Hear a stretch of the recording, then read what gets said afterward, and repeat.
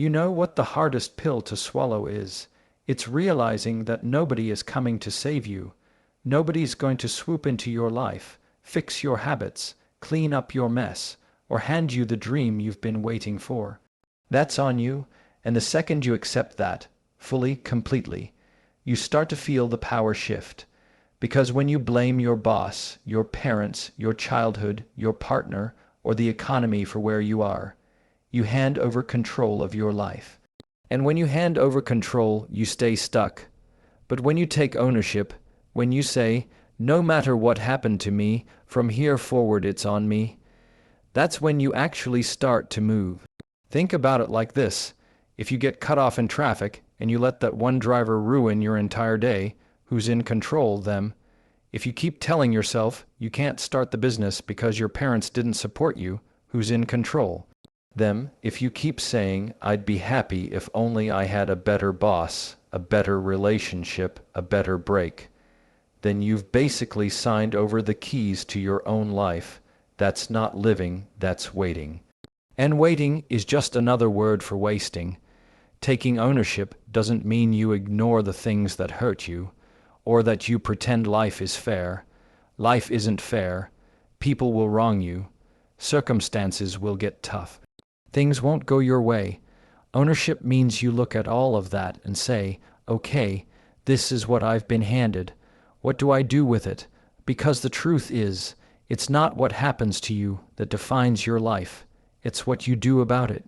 Let me tell you, the people who rise up and transform their lives aren't the ones with perfect pasts or unlimited opportunities. They're the ones who say, yeah, my situation's not ideal, but I'm responsible for where I go from here. That mindset changes everything. Suddenly, excuses don't hold the same weight. Suddenly, complaining feels like a waste of breath.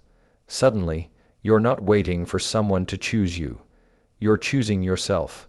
And ownership is not a one-time decision. It's daily.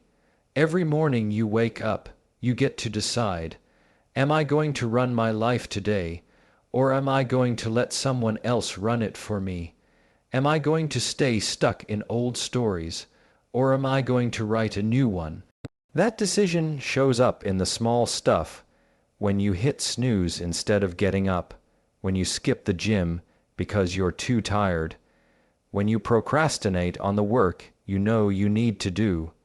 Those little moments matter more than the big ones because they stack up. And every time you choose ownership, you stack up wins. It's easy to say, I'll take responsibility.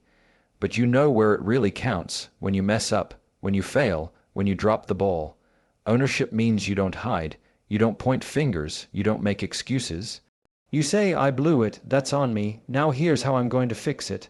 Do that enough times, and people will trust you, respect you, and more importantly, you'll start to trust and respect yourself. Because at the end of the day, ownership is freedom. It might feel heavy at first, because you're admitting that you're the one who has to do the work. But it's also the most freeing thing in the world, because it means you're not waiting on anyone else. You're in control, you're in the driver's seat, and that's exactly where you need to be. So if you want to dramatically improve your life, stop waiting, stop blaming, stop pointing fingers. Own everything. Own your past, own your choices, own your future. Because the moment you do, that's the moment your life starts to change. Look around at the people in your life for a second. Think about the ones you spend the most time with. The ones you text, call, grab coffee with, hang out with on the weekends. Whether you realize it or not, they are shaping you. Their habits, their mindsets, their language, even their level of ambition. It's all rubbing off on you. And here's the truth most people don't like to admit. If you're not careful about who you surround yourself with, you can spend years becoming someone you never actually wanted to be. We've all heard the saying, you're the average of the 5 people you spend the most time with. And as cliché as that might sound, it's true. If the people around you are negative, constantly complaining, making excuses, and playing small, you will eventually start to mirror that. Not because you're weak, but because humans adapt to their environment. We pick up energy, we pick up attitudes, we absorb habits. That's why being intentional about your circle isn't just good advice, it's survival. Think about it this way. You can be the most disciplined person in the world, but if every friend you have wants to go out drinking 4 nights a week, you're going to be tempted. If every coworker you hang around spends the entire day gossiping and tearing others down, eventually you'll find yourself doing the same. If every family member you lean on tells you your dreams are unrealistic, sooner or later you start questioning them too. That's not coincidence, that's influence. Now on the flip side, what happens when you start surrounding yourself with people who push you, people who inspire you, people who are already living at the level you want to reach? Something changes, your standards rise, your conversations get sharper, your energy increases. You start thinking differently because you're no longer the biggest person in the room. You're being stretched by people who challenge you to grow. And that stretch is uncomfortable at first, but it's the very thing that pulls you forward. And listen, I get it. This is not easy. Sometimes the people you need to distance yourself from are the very ones you've known the longest. Sometimes it's friends you've had for years. Sometimes it's even family. And I'm not saying you cut everyone off cold turkey, but I am saying you need to audit. You need to look honestly at your circle and ask, are these people lifting me up or pulling me down? Are they helping me grow or keeping me stuck? Do I feel drained or do I feel fueled after I'm with them? Your answers to those questions will tell you everything you need to know. And here's another thing. When you raise your standards, some people won't like it. They'll call you distant. They'll say you've changed. And you know what? They're right. You are changing. You're refusing to play small anymore. And that's not something to apologize for. That's something to be proud of. Because growth always requires separation. You can't stay tied to the same unhealthy patterns and expect a different result. This doesn't mean you walk around thinking you're better than everyone else. It means you recognize that your environment is either feeding your future or starving it. And if you really want to dramatically improve your life, you've got to choose wisely. Protect your energy like it's the most valuable resource you have, because it is. So ask yourself, who's in my circle? Who's challenging me to rise higher? And who's quietly pulling me down? Answer honestly, and then start making the changes you already know you need to make. Because the quality of your life will always reflect the quality of the people you allow closest to you. What you feed your mind is just as important as what you feed your body.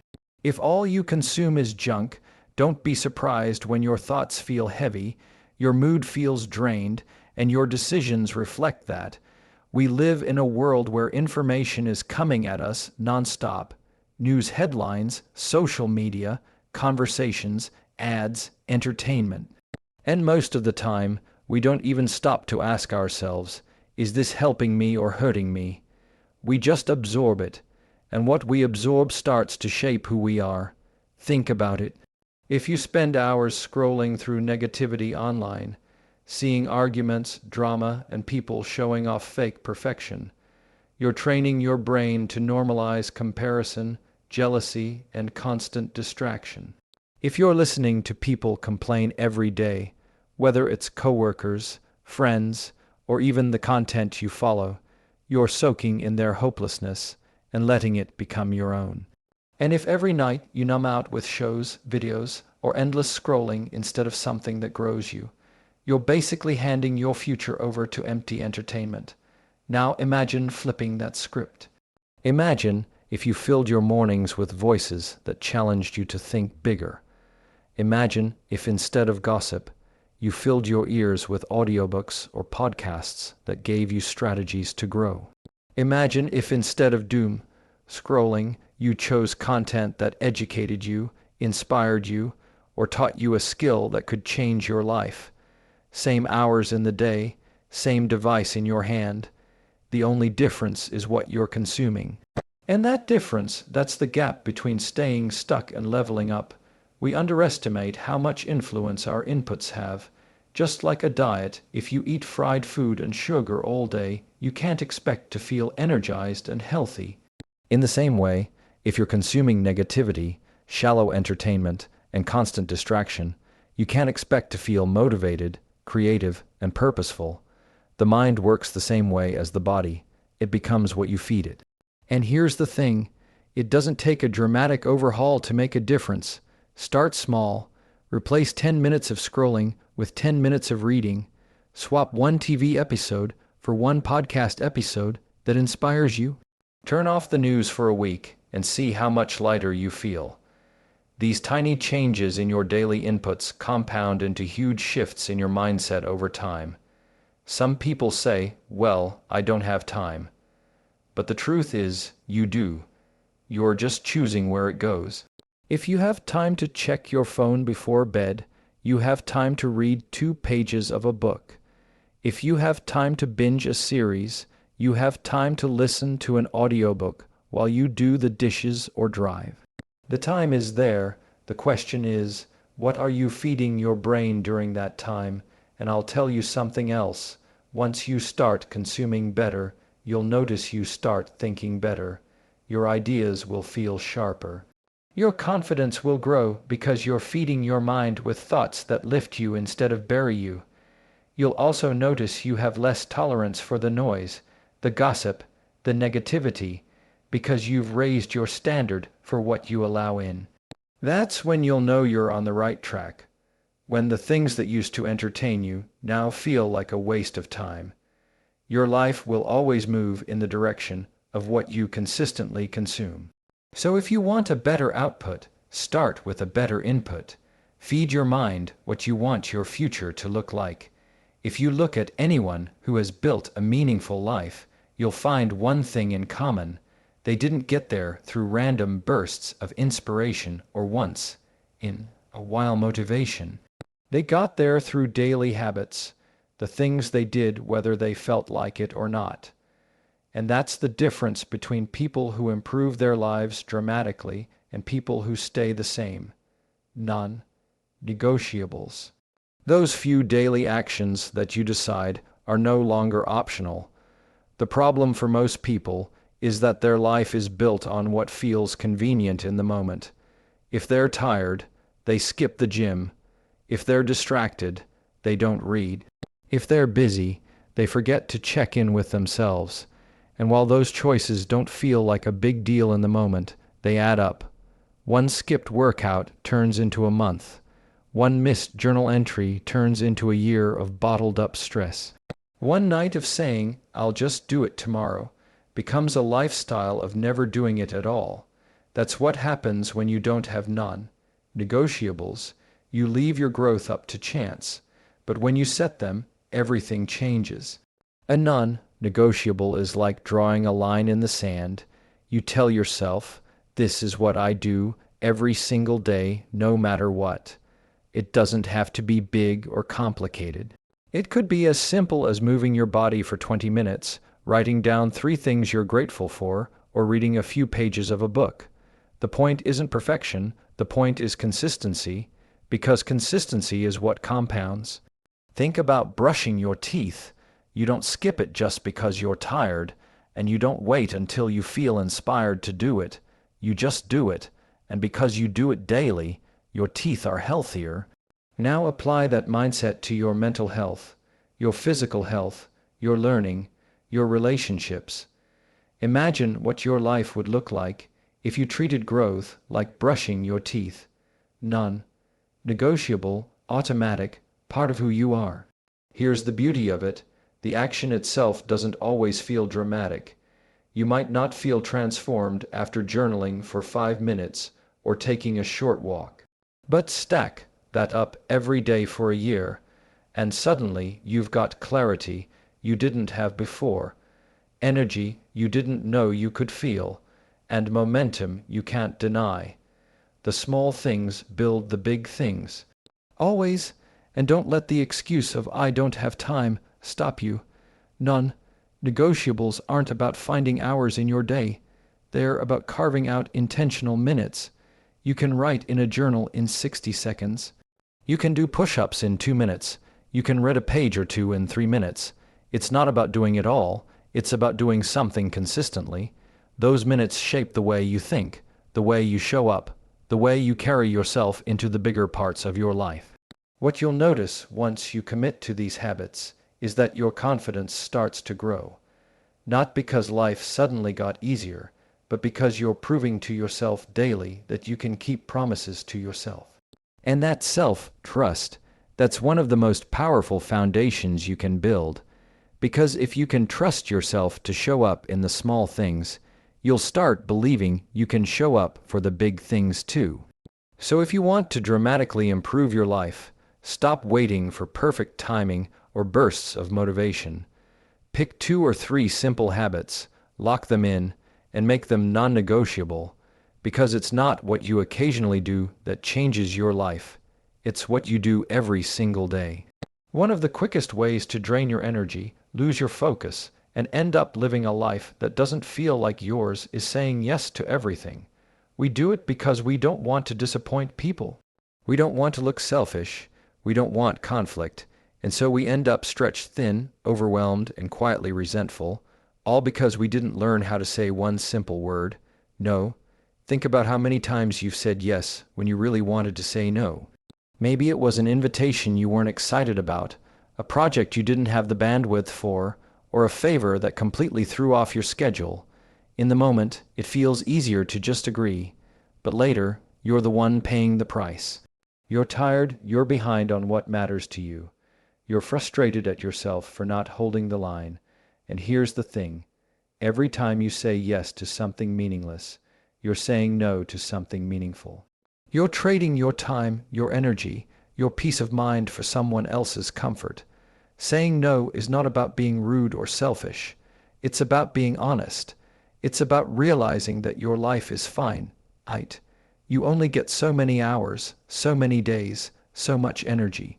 And if you keep giving it away without boundaries, don't be surprised when you have nothing left for the things that actually matter. The people who respect you won't disappear when you say no. The people who truly value you won't trip you for having boundaries. In fact, the more you say no with clarity and confidence, the more respect you'll earn. Because people can sense when you're overcommitting, when you're saying yes, but your heart isn't in it. And they can also sense when you're operating from a place of strength and purpose. Boundaries create clarity, not just for you, but for everyone around you. And here's the other piece most people miss. Every yes you give out of guilt or fear teaches people how to treat you. If you constantly agree to things you don't want to do, you're training people to keep asking. But when you start drawing lines, when you start saying no with conviction, you retrain them. You teach them where your priorities are. And you teach yourself that your time and energy are worth protecting. Of course, this doesn't mean you never help anyone or that you become cold and detached. It means you're intentional. You say yes when it aligns with your values, when it genuinely excites you, when it serves your growth or your relationships. And you say no when it doesn't. That's the filter, that's the standard, and yes, it will feel uncomfortable at first. You might even feel guilty the first few times you decline something, but that's just because you're not used to it. You've been trained to think that other people's happiness is your responsibility. It's not. Your responsibility is to live your life in a way that's true to you. And ironically, when you start doing that, you actually have more to give to the people who matter most. Because you're not showing up drained, bitter, or stretched too thin. You're showing up with energy, with focus, with presence. So if you want to dramatically improve your life, start practicing the power of no. Protect your time like it's sacred, because it is. Every no you give to the things that don't matter is really a yes to the life that does. Most of us spend our lives chasing comfort. We want the easy road, the predictable routine, the situations where we feel safe and in control. And on the surface, that makes sense. Who doesn't want to feel secure? But here's the problem. Growth doesn't live in comfort. Growth lives in discomfort. Every meaningful change you've ever made in your life came from a moment where you had to step into something that stretched you, something that made you nervous, something that didn't feel easy. Think about it. The first time you spoke up in a room full of people, you were uncomfortable. The first time you started working out, it felt awkward. The first time you took a risk, whether it was moving to a new city, applying for a job, or ending a relationship, you didn't feel ready. But you grew because of it. Discomfort is the classroom where growth teaches its lessons. Without it, we stay the same. The problem is, we've been trained to run from that feeling. The moment something feels hard, we avoid it. The moment it gets awkward, we retreat. The moment it feels scary, we convince ourselves it's a sign we shouldn't do it. But the truth is, those are the exact moments we should lean in. Discomfort isn't a warning that you're on the wrong path, it's often proof that you're finally on the right one. Look at anyone you admire, anyone who's built a life worth noticing. None of them got there by staying cozy. They all had to take risks. They all had to feel fear and do it anyway. They all had to choose growth over comfort, again and again. That's the price of improvement. That's the ticket to transformation. And it's the reason so few people actually change. Because comfort is easy, discomfort is not. But here's the shift. Once you start choosing discomfort on purpose, it doesn't feel like punishment anymore. It feels like power. You start to realize that every time you step into something hard, you're stretching your capacity. You're proving to yourself that you can handle more than you thought. And with each step, your confidence grows. Not because the situation got easier, but because you got stronger. This doesn't mean you throw yourself into chaos for no reason. It means you pay attention to the places in your life where fear or resistance shows up. And instead of running, you lean in. You have the tough conversation you've been avoiding. You sign up for the class you've been putting off. You take the opportunity even though you don't feel perfectly ready. Because here's the truth. You will never feel perfectly ready. Growth doesn't wait for perfect timing. Growth waits for courage. And yes, it will feel uncomfortable. Your heart will race. Your palms will sweat. Your mind will try to talk you out of it. That's normal. That's part of the process. But if you can learn to sit in that space, to embrace that tension, you'll discover that the things you once thought would break you are actually the very things that build you. So if you're serious about improving your life, stop chasing easy, start chasing growth, and the fastest way to growth is through discomfort. Lean into it, embrace it, choose it, because the more comfortable you get with being uncomfortable, the faster your life will transform.